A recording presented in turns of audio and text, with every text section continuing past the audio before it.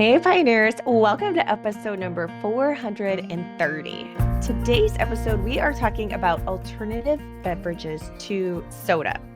As we move into those summer months, I know that I am looking to reach for cold beverages a lot more than I am in the winter months. And oftentimes for folks, that means soda. However, I'm sure most of you who are watching this know that drinking soda on a regular basis is really not that great for you. Confession you will hear in today's episode where I shared a little bit is I used to be not only a soda fiend, but a diet soda at that. Yes, with aspartame. Oh, the things that we do in our youth when we don't know what we don't know. However, it has now been 13 years since I have went completely off soda and have never introduced it back. And I have to tell you, when I was making adjustments for my health, if you haven't listened to that episode or want to hear more about that story, we'll make sure that we link and reference that for you so you can go and check that episode out. But one of the immediate differences that I saw in my health with swapping and changing things out was by cutting out the soda. Immediately, I noticed a huge difference in my health within just a few days of cutting that one out. And I also know how much I will be honest, I really enjoyed drinking my diet soda, even now knowing like all the things that were in it. And so that has been one thing that I have not allowed back in or slipped or even had one of. I do not drink conventional, I guess you would say, soda. However, there's lots of different alternatives out there that can be made at home for much cheaper and actually have some health benefits other than just tasting good and quenching our thirst. So that's what we're going to be talking about in today's episode. And there is a lot of them. And some of them were even new to me or ones that I have not even made myself yet. So today's guest has been on the podcast a couple of times and is one of our favorites, especially when we're talking beverages.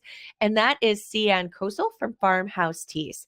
Sian loves helping farm-loving families turn common herbs into powerful medicines without being overwhelmed so that they can spend more time loving their littles and their chickens. Sian is the co-owner of Farmhouse Teas and Grow, Create, Sip with her husband. They homeschool their 4 children who were adopted from around the world, as well as Homestead, have their home business and home medicine on just 2 acres on their farm in Northwest Oregon. And you'll be able to find their wonderful teas and herbs, as well as a lot of the supplies for some of the things that we'll be talking about today, and their blog and their magazine at farmhouseteas.com. And we will have links to everything, including recipes, individual supplies, etc., in the blog post that accompanies today's episode, which you can find at melissanorris.com/430. The other really fun thing to know is that Sian will also be at this year's Modern Homesteading Conference in person, as well as their booth. So kind of a fun fact. Part of me is like, I don't know if it's fun, but it at least is a fact.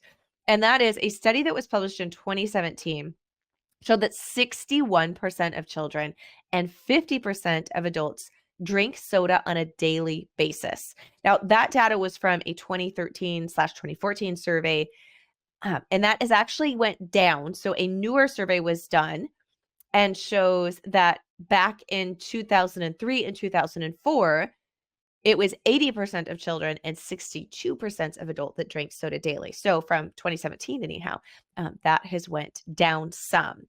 It is still high in numbers. And as we know, at least soda made in the US, which we talk about today in the episode as well, is made with a lot of ingredients like high fructose corn syrup, a lot of food day, oftentimes a lot of caffeine, depending on whichever. Obviously, some of them do, some of them don't. So variety dependent there. And sadly, part of the reason I think that we've shown a decrease in some of the soda drinking, well, I would like to think it is people just not drinking soda and doing a lot of the homemade alternatives that we're going to be sharing about today. Energy drinks have really grown in popularity, especially with teenagers and young adults. And so I think that you have seen that replace some of the numbers. It just wasn't reflected in the study. Today's podcast is sponsored by Azure Standard. As you know, if you've been listening for a while here, I use Azure for a lot of things that we are not able to produce or grow yet on our homestead. They are one of my staples for stocking the pantry. And in line with today's episode, talking about soda alternatives, Azure Standard has a lot of different options for you if you are not making those quite yet and you want to try some of them out, or at least have some of these beverages on hand as those soda alternatives. Specifically, they have got a few different brands of kombucha and flavorings that you can get, including a honey gin option of kombucha that uses raw honey. So make sure that you go to azurestandard.com and check out all of those different alternatives and brands. They also have some water kefir grains as well, so they can be a source for making your own and getting those beginner cultures, as well as tasting some of the different types of soda alternatives, such as kombucha and gin. And if you are a first-time customer to Azure Standard and your order is $50 or more, make sure that you use coupon code Melissa10 for 10% off your order. That is for first-time customers only. But without further ado, let us get right into our main topic, and that is alternative beverages for soda. Well, Sian, welcome back to the Pioneering Today podcast. Thank you for having me. I'm glad to be here again. Me too. I always enjoy getting to chat with you, and it seems that life is so busy. We rarely have a chance to talk as much as we used to. So like, oh, yay, I get to catch up. And talking about actually one of my favorite subjects, because I was a huge diet soda drinker back in the day. Like, I cringe now, but it has been, I was just doing the math, and it has been, because today is my daughter's birthday, it has been over 13 years Wow. since I have drinking a diet soda, because good for you. one of those things I'm like, I don't even want to have one, because I don't want to have to go back through, weaning myself off of it. But I'm really excited because there's actually a ton of alternatives. Hence the reason that we're doing this. But I feel like, because a lot of these alternatives now, I think even more, like 13 years ago, there wasn't even as much available on the store shelves as alternatives as there is now, which there's some healthy alternatives. And then there's some alternatives that actually aren't quite so healthy on the store shelves. Right. Yeah.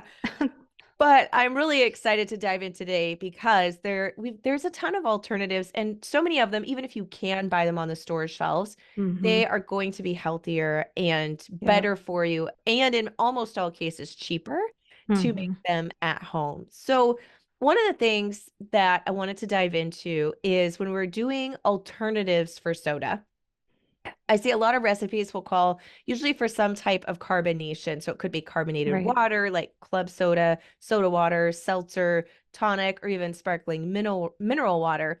But when you're making your homemade, does it really matter which one of those that you use? Is one better than the other? Yeah, the sparkling and mineral water will be the natural ones. So they come from a spring, and the carbonation's made from the volcanic gases making the carbonation. So those are natural. The other ones are all mechanically made, so they're forcing the gas into the water to carbonate it. And those vary. The club soda has the mechanical addition of the bubbles, but also the minerals. And the seltzer water doesn't have added minerals. And then tonic water, they actually add sweetener and I don't know how to say it, quinine to it. So yeah, the sparkling and mineral water would be the best option. Okay, perfect. Now, this begs the question, because wanting to make homemade soda and still having the carbonation part, right? It's like, oh, that's still an outside source in most cases that I'm purchasing. But what about making your own carbonated water? Is that a good idea? Can that be done naturally? Yeah, you can do that now. The most popular thing is the Soda Stream. I looked into it a little bit, and you can use an acid and baking soda and create some kind of carbonation. It's not what we're all used to. And it doesn't taste real great because you got the baking soda in there. You can kind of cover it up. But, if you're really desperate, you could kind of make it fizzy. But you just Yeah. put like a teaspoon of each in 16 ounces of water and shake it up really good. And you want to put it in the fridge for a little bit because otherwise most of us probably know what happens when you put baking soda and like vinegar together and you have like a volcano. Yes. I So have it'll to say, calm. Yeah, go ahead.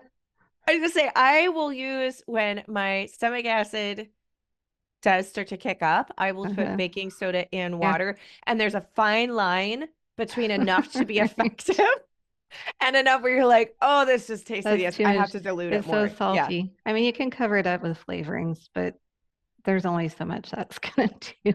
Yeah. But there is that option if you don't want to Yeah. invest in Yeah, something if like you a want to. soda stream or Right. something like that, that Right. that you could do it. So that's good. Yep. Or Um, if there's, if anyone's brewing beer at home, a keg will do the same thing. You can get a mini keg, a little aerated. So could use nice. that as an option. As options. Well, I think we should probably talk about all the different alternative options to soda. And I have to say, the first one that we're going to be talking about is one of my favorites because it will naturally create some carbonation for you Hmm. without having to have one of those outside sources or mixing the acid with the baking soda and trying to get that just Right. right. Yes. Science So experiment in a bottle. right. Yeah. Which can kind of be fun. Sometimes those are fun.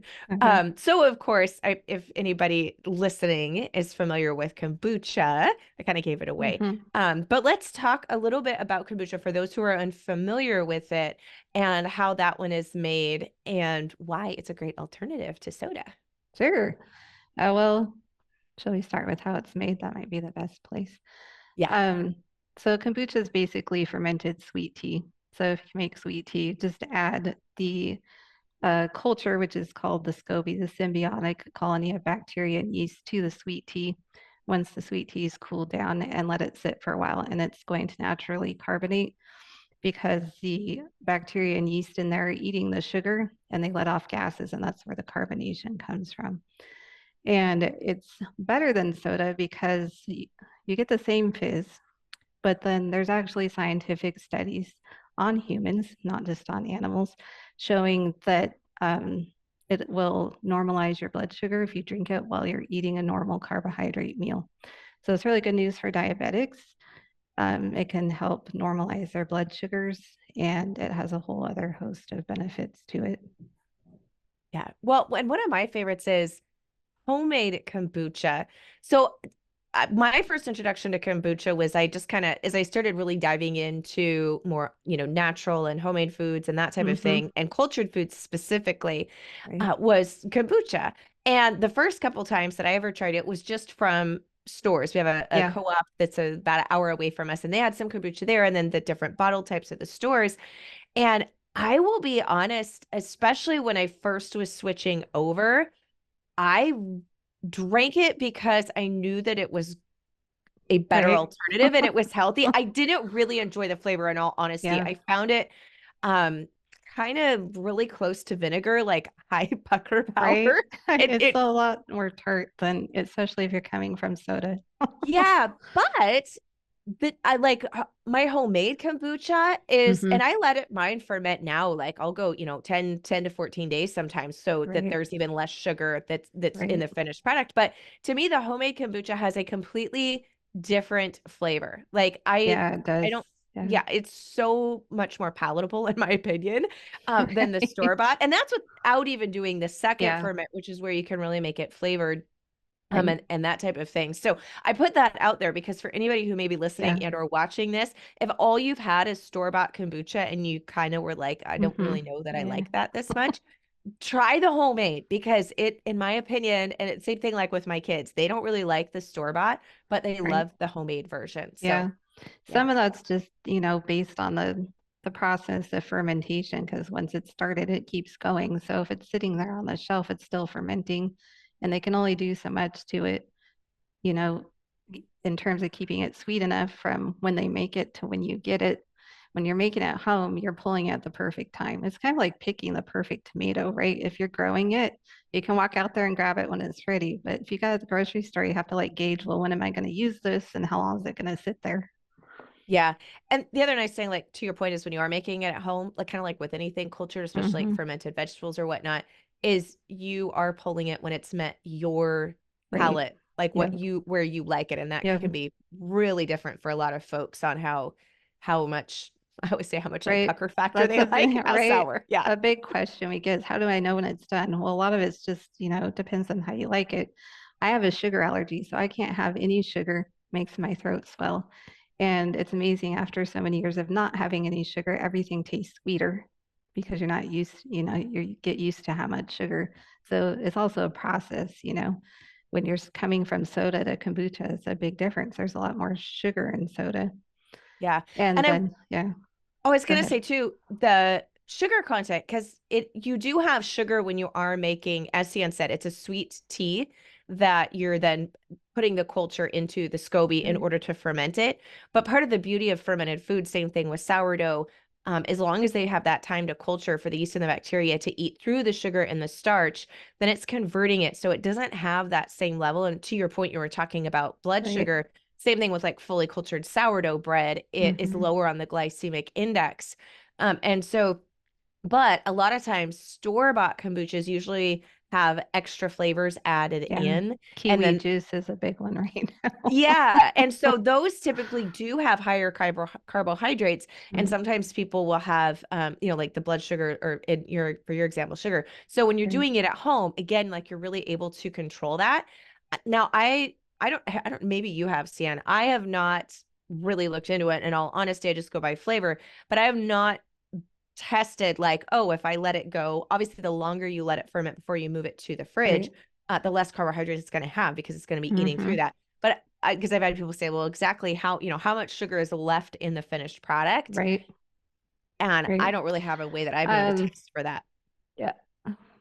Someone's done a study. I can't remember who did the study, but from days 1 to 7, the sugar content goes down. Um, it's a little bit like 10-20%. The average brew time is 7 to 21 days. By the time you get to 21 days, I think it's something like 60%, 50 to 60%. I might have my numbers off a little bit. Less sugar compared to what you put in there. And then if you let it go 30 plus days, it's like 80%. It turns into vinegar. There's no sugar left at that point. Right, which can be a little hard palatable wise. Right, right. It's usable. There's Yeah. ways to use it. You can use it as cleaner. You don't have to eat it. Yeah. Or like in salad dressings, honestly, Yeah, like there is, yeah, yeah, just to use it like you would apple cider vinegar if you've right, let it go too right. far. Yeah. Yeah, In fact, if you want to make your own vinegar, it's a great way to do that because it's pretty easy to make kombucha vinegar. it is. Yeah. You just neglect it for a little while. Just a little bit. Yeah. That's interesting though. I hadn't actually seen that the percentages by the Yeah. days. So yeah, so that's Yeah, good I might be off information. a little bit on that exactly and have to find my chart and to write Yeah. those kinds of things down. But roughly speaking, that's a good Yeah, guideline. yeah, Yeah. yeah. Oh, So, if you're brewing at 7 days, you still kind of have to sweet tea. You're not going to notice much there, depending on the weather. I mean, if it's the middle of summer, that might change. yeah. But 21 days is pretty average. So when it gets it to that about the right taste, again, like you said, it depends on the person's preference. Okay. So up next on our alternatives to soda, I have is water. I say kefir. I know some people say kefir. What's I your say kefir. I don't know okay? if I say it right. Yes, I've heard kefir too. Great. Okay. So, what is water kefir and how is that different than milk kefir? Because I know there's a Right. difference. Yeah, Yeah. there's two products. So they're technically they're two different uh species. I don't know if that's the right word of ferment. And the one you feed with milk and the other you feed with water, sugar water. Those are the foods that that particular ferment prefers. So water kefir is a really good and easy switch for soda because it's faster. You don't have to wait as long as with kombucha. And I feel like it's a little bit more forgiving. So you just make sugar water, you skip the tea part and ferment it. And I haven't made water kefir in a while, and I forget the time on that. Is it 24 to 48 hours for water kefir? Yeah, 24 to 48, depending on again, like how warm Right, the room is and how fast, yeah, that right. you're And going through probably it. also flavor wise, it's a little tart, but not near as much as kombucha. Yeah. And so you just put the grains in that and it ferments, you strain them, and then you feed it sugar water. Again, you can flavor the fermented water kefir the same as kombucha and bottle it the same. Yeah, which is nice because again, you can get the carbonation part without Mm-hmm. having that outside source. I will say Right. that with the water kefir, though, for me personally, unless you're consuming it on a really regular basis or have a large Mm-hmm. family, that having to feed it every 24 to Yeah. 48 hours, Right.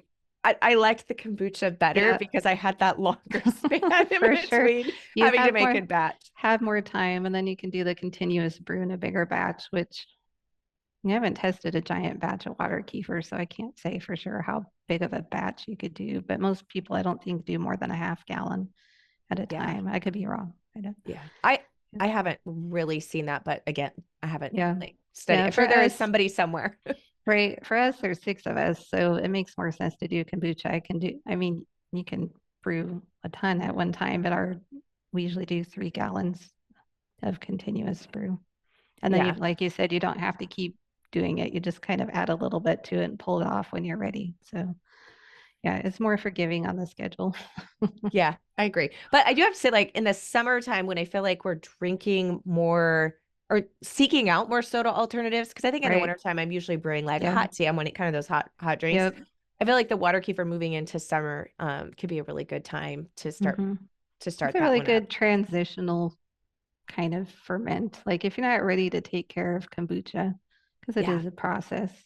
And this one, water kefir, you can just kind of start and stop and you can dehydrate your grains and just be done. It doesn't take quite as much effort. So, Yeah. Okay, so this one, herbal soda. So mhm. what is herbal soda and how is that one made? Okay. Herbal soda is getting really popular, like in a health food store. Maybe some people have heard of Olipop is a big one, Yeah. or even just the you say it Steve. I always just want to call it stevia. The Zevia. Stevia. Those are really popular. So the problem with those, though, even the Olipop, they like to sneak in those sugar alternatives that aren't necessarily great for us, Yeah. like the ethanol and they can have an effect on your digestive system. And then just some of their flavorings aren't always all natural. I know we deal a lot with that here at tea blending. Like we use some organic flavorings that aren't up to my standards. They're technically organic and they're better than the natural flavorings. But they use a lot of that stuff in the sodas at the store. So basically, an herbal soda is just um, a regular soda, but instead of using chemical flavoring, you're using herbs to flavor that in general. Some of those store-bought ones are adding fruit juices and other stuff, but you can make them at home with just a spice mix. You can make root beer or cola or cream soda, and you're basically making a simple syrup, and then you're adding that to your carbonated water. So it's really super simple to make at home. Yeah. Well, and with the herbal sodas, like what's kind of fun there is those are like ingredients for the flavorings. And example, Right. like if you're using mint or stuff that you can Yep. grow, yeah, Yeah. at home Mm-hmm. and put to work. So that's kind of fun. And I will also say there can be some medicinal benefits. Right. Yeah, you're getting all those properties of the herbs in what you're drinking. So Yeah. yeah. Okay. Up next on our list of alternatives is we have switchel. Mm-hmm. Now I get switchel and shrubs mixed up sometimes, and the main difference is I also feel like I have Well, and a lot of uh people will use some of the terms like yeah, interchangeably too. yeah, And so sometimes you'll see, yeah, so it kind of right. depends on who's So referencing. both of them use vinegar and switchel's using ginger and molasses. It's more of a Yeah. flavoring thing, I think, than anything. It's just the flavors that you're adding. So basically switchel's a vinegar drink that you mix with some water and some ginger and some molasses, and then shrubs is similar, or was it haymakers Haymaker's punch punch? is, yeah, Is that also switchel or is is that also shrubs? switchel. Yeah. And the main difference there for me or like understanding is with the switchel or haymaker's punch. For any of the Hmm. Little House on the Prairie fans, Right. through the book series, they talk about haymaker's punch. That's what Ma would Hmm. make during that. But the addition of not just the vinegar, but the addition of, well, actually the ginger and the molasses, Yeah, though, is right. that's adding in some different minerals. Yeah. And then also helps with the ginger. It has different cooling factors. So it's really made, that's what they call a haymaker's punch, right? Like when it's really hot out and you're sweating Right. a lot, Right. is a natural electrolyte Yes. replacement as well. So I tend to lean toward the switchel in that aspect just because it Mm-hmm. has The the extras in it. the Yeah. extras The in it. shrubs is more a drinking vinegar with, it's usually fruit. Hmm. So, Yeah, but they're you very could, similar though. yeah, you could use your kombucha vinegar and make those. And make this shop? Yes, you could. It'd Yes. be a really good use for that, actually. It Uh, would. And as a reminder, I do have some recipes for some of these. So we'll be linking to the blog post. If you're watching this on YouTube, right beneath the video description, we'll have a link to the blog post that accompanies today's episode. And if you're listening to this the old-fashioned way, which I will confess is how I listen to most podcasts, mhm. then you can go over to melissanorris.com/430. And that's just the number 430 because this is episode number 430. And we will have links to all of the different things we've been talking about today, including some of the recipes. But I'm like, we're not done yet. There is still a lot more other alternatives too. Uh, Soda. And so we've talked about some of the most prominent ones or common ones today. However, there are some other ones. For example, is doing iced tea with soda water. And so Mhm. obviously that's just going to get you that carbonation part Right. added in as well. At now this one is fun. I have not actually tried this one, but I'm like, ooh, this could be interesting. And that's doing a homemade lemonade and using seltzer water. So And that would be fun. And some lavender this time of year would be great, like lavender lemonade, yeah, you can sparkling. add in different. And actually, I like lemonade with mint as well. Ooh, Ooh, there you yeah. We go. see. Okay, we're just brainstorming all kinds Yeah, of now you need wonderful a ones. lemon tree though. Oh, I do. I'm working on getting a bigger high tunnel Well, because there I, you I go. I would love to be able to grow a little bit more citrus. But I Yeah, need it's I need hard that. out this way. Too cold. It is. But Yeah. yeah. So update on that later. All right.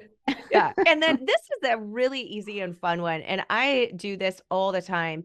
And that's doing a fruit and herb infused water. I think because it's just Those are so easy. popular. Yeah, just stick it in your water and you're good to go. Yeah. You don't get the intense flavor, No, but it's that real yeah, subtle. It's right. yeah, Or definitely think like of a it as spa water. yeah, Yeah, yeah. But that one I like that one just because it's so right. easy. It Yeah. is easy. Yeah. And then this one I thought was super fun. I have not tried this one either, but this one is from Michelle, and she does a homemade maple cream soda where she does 1 quart of soda water with a half cup maple syrup, a teaspoon vanilla extract, and then she mixes that all together and just chills it. Yeah. Yeah, I know. I thought the same Can't thing. I'm go like, wrong with vanilla, right? Or maple, like vanilla right? with maple together. I'm like, Together. ooh, perfect. Yes. Mm-hmm. Um, I have and to try then that one. I know. See, so many, I'm like, oh, we're doing this at the perfect time because now Now I've I'm got thirsty. some, I know, and I've got some new additional drinks to try. And then an Italian cream soda as Oh, those well are as fun. ginger bugs. I know I love doing Italian cream sodas, especially with Mm-hmm. like homemade fruit syrup. In fact, one of the Right. things that I'll do is when I can like home canned pears or peaches, I do a light syrup anyways with them. So it's a Mm-hmm. smaller amount of sugar, but that you've got the sugar right there with the Right. fruit. And so then it's super easy. I just will strain that off and use that as part of the Mm-hmm. flavoring to make the homemade cream soda. So it makes it really easy and Yeah. fast. Strawberries would be really good right now. Yeah, we've got like probably 2 weeks before our strawberries are on up You're a little here. bit colder than we are. We have, well, ours are in our hoop house, so they're a little ahead of the game. I Yeah. think official strawberry season here in Oregon is they're kind of starting now, May usually, but June will be the big Yeah. month. You know what? Actually, one of my favorite combinations to do, and what I like about doing these homemade versions like this is you don't have well, one, you don't have the high fructose corn syrup, which Yeah. is one of the big things with soda, but you Right. also don't have the food dye. Yes, And you that's don't need the another, red. yeah. But I love cherry and lime together. And then Oh when you yeah. add the cream for the cream soda, Yeah. like, oh my goodness. So I'm like, my cherries are like this big and green because they won't be on until July. But I'm like, cherry That's lime where they're homemade. headed, huh? That's where they're going. Uh-huh. Yeah. Now, Hibiscus makes a good natural red color. Oh, there we go. Then you Yeah. could get the right. Yeah. Or what's popular is that butterfly pea, the blue butterfly pea that makes it makes blue tea essentially. But then if you add an acid to it, it turns purple. So you can make like a butterfly pea lemonade with cream in it. That would be fun. Then It you'd would get be the fun fun. colors. Yeah. Yeah. Okay. Now, the last one on here is ginger bugs. And that is something Hmm. I have not done yet. Do you have Really? experience with ginger? Yes, I Yes. do. Okay. Yes. No, I really haven't. I'll That might confess. be the first one I made. Oh, really? That Okay. might be Do the tell. first one I made So because walk me through making the ginger bug. you just need some fresh ginger. You can probably make, well, I don't know if you can use dehydrated or not. I haven't tried that. I use fresh ginger because it has the bacteria on the outside of it. When you dehydrate it, a lot of that doesn't hang around. So it's just like water kefir. You feed it sugar water, but instead of the water kefir grains, you use the ginger, like grated ginger, and then it ferments the same way. So it's super simple. You just go to the grocery store and grab that. You don't even have to have special grains because of the natural bacteria that's on the outside of the plant. And then ginger is just really good at proliferating good bacteria. Like it helps kombucha if you need some more fizz in your bottle. You can put ginger in there. Okay. Is it Um, spicy? Because raw ginger's hot, like it can be hot. right. So No, does the I haven't made it in a while, but I don't remember it being that spicy once it was made. It kind of, the sugar evens it out. So I okay. wouldn't say it's any spicier than haymakers with the Okay. ginger in it. Yeah. Well, Yeah. probably the fermentation process would also, that's what I found. Like if I ferment Yeah, it like garlic mellows or it out. onions or even peppers, yeah, it tends to mellow out that Yeah. it doesn't have the raw like pungentness. Right. So probably does the same thing Right. with the ginger bug. So, Yeah. okay. Well, gosh, it's that Yeah. easy. I'm almost slightly embarrassed that I haven't done that one yet. I think that's why I started out with that one because I didn't, on a whim, picked up some ginger and just threw it in the jar with the sugar water. They're all things that we have easy access to. And then it'll bubble. You set it on the counter. Eventually, you can only have so many ferments, and some of them end up going by the wayside. Yeah. Uh, Well, uh, ginger too, though, is fantastic for digestion. So you yeah, kind of would be getting that double whammy, I would think. right. It's also good for pain relief. Yeah. So if you Yeah. have arthritis or some such thing like that, can be really helpful. Yeah. Okay. Well, I think I'm gonna have to try the ginger bug one as well. I'm just gonna have a whole assortment of fun ones to Right. test You out just this want to summer. keep them 6 feet apart. Your ferments need space. Yes, or they'll cross. Right. So, I haven't had that happen yet, but yeah. it could happen. I don't really think I would mind like the ginger bug and the kombucha crossing Right. because I would think that they would be very complementary. I don't necessarily want my Yeah. sourdough or my yogurt tasting like a ginger bug though. No, that would be interesting. Right? Yeah. Okay. Now I've also heard about is it Jun or Jen, June? Jun. Jen, Okay. yeah. Jun. Um, a lot of people I've heard will make that in place of kombucha, excuse me. Right. So, yeah, how do you feel about Jun as a soda alternative? And then how is it different Yeah. than kombucha, or is it Yeah. very similar? They're very similar. Again, it's like the milk kefir and the water kefir. It's a different ferment. Um, you can convert your kombucha SCOBY into Gen, but it's not a beginner process. It would be better to start with one that's already converted. So it's a different bacteria strain, but the process is exactly the same as kombucha. It's just that instead of sugar and a black or green tea with the kombucha, you're using honey and green tea. I've not come across a Jen that's used black tea. So the reason that people like Jen is because um, often they don't understand they can use green tea with kombucha, but green tea has a lot more health benefits to it because it's Yeah. more in its raw state than black tea. And then the honey, because a lot of people are concerned about sugar.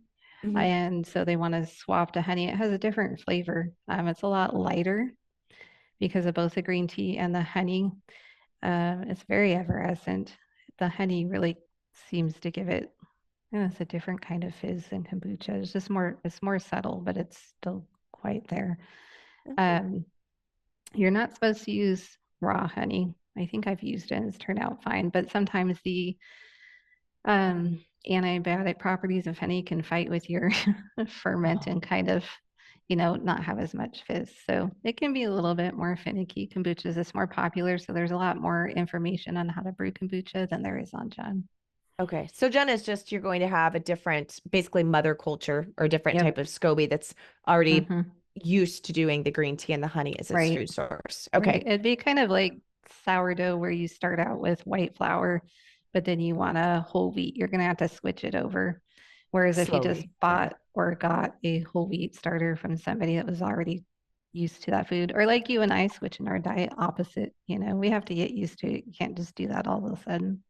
Yeah. So just a gradual Yeah. changeover. Yeah. Okay. But otherwise, it's the same. It's more flavor preference, I think, one or the other. Yeah. So with soda, and we've kind of talked about this a little bit, we're used to having soda is very sweet. Of Yes. course, there's different recipes and those I believe Mountain Dew has the highest amount of sugar. I could be wrong on that. I've not looked in a very long time because I just don't buy it, don't consume Right. it. Um, but and a lot most of the time, unless with almost all of the brands do use high fructose corn syrup. I think there's a few that are At having least, some yeah, in the US. in part in the US. Yeah. If you get like a Coca-Cola imported from Mexico, they're using cane sugar. But the US is that I actually did some math on the sugar. I think you'll find this interesting. The let's see, average amount of soda, and I think this is, yeah, for the US consumed per person for the whole year, 38.8 gallons. Wow. That's 147 2-liter bottles a year. Oh my, that's a Each lot. each 2-liter bottle, this is Coca-Cola, has almost a half cup of sugar per 2-liter.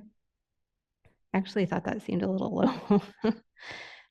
So if you took those 147 2-liter bottles and figure a half cup of sugar, that's 73 and a half cups of sugar a year. Wow. And that is what I figure 7 5-pound bags of sugar. Just in a beverage. That's incredible. That is a Just lot in that. of sugar. Winston Price Foundation says that soda is America's other drinking problem. Yeah. Yeah. I can't I can't argue with that. Honestly, I can't say that they're wrong. So That's a on lot of that, sugar. that's a lot of sugar.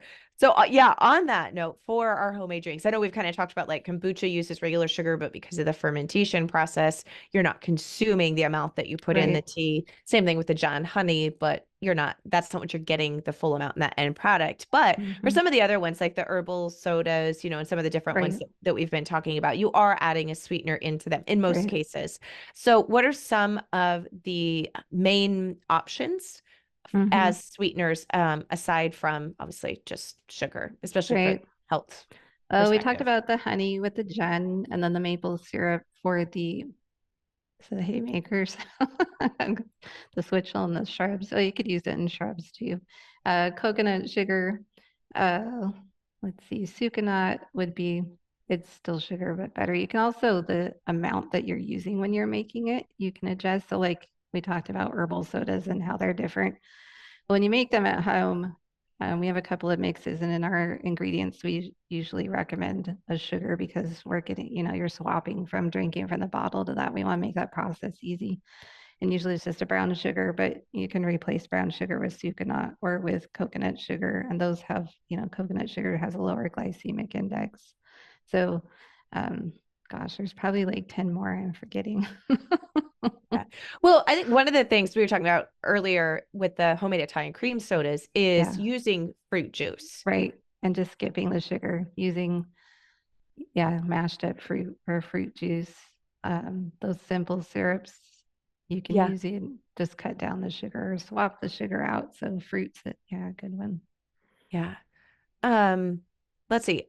And I think this is usually more for the fermented, but any type of considerations people should keep in mind when they're switching from soda to doing those homemade versions, especially if they're not used to consuming Right. fermented Hmm. beverages or foods, that type of thing. Yeah, with any fermented food, you want to go slow. Well, unless you just want to get it done with, it can cause some digestive disturbances because you're cleaning house. So you're getting rid of all the bad bacteria and you're introducing new bacteria, and sometimes they go to war with each other. So you can either take the slow and gentle route, and like with kombucha, maybe you want to start with an ounce here and there. Um, like you, we take a break from our kombucha in the winter. We drink hot tea and not kombucha. So we're just getting ours going. And, our bodies have to get used to each and every different ferment. So, I start with maybe a 6 or 8 ounces, but not drink a full 16-ounce bottle right away because you want to make sure you can handle that okay. Yeah. Alcohol, kombucha has a small bit of alcohol. If you're getting at the grocery store, they're not allowed to have more than, I think it's 1.5%, I should say, on the bottle. And you want to pay attention because some of them are now hard kombucha, so they intentionally have alcohol. They're Oh, basically mixing kombucha brewing with beer brewing, so they're adding extra stuff. Some of the more raw kombuchas will not. I don't understand the commercial process necessarily of how they get the alcohol content down, but they're required to do something to sell in the store like that. But some of them don't do that, and they'll say on there, and so the alcohol content will be higher. When you're making it home, it's about 3%. So if you have a religious reason or, you're trying to stay away from all alcohol, then kombucha might not be the right thing. yeah, that's a really good point. Or I know there's some people who have actual alcohol allergies or can have a strong Right. physical reaction too. Yeah, I have those. It's kind of in line with the sugar allergy that I have, and so I don't drink at all.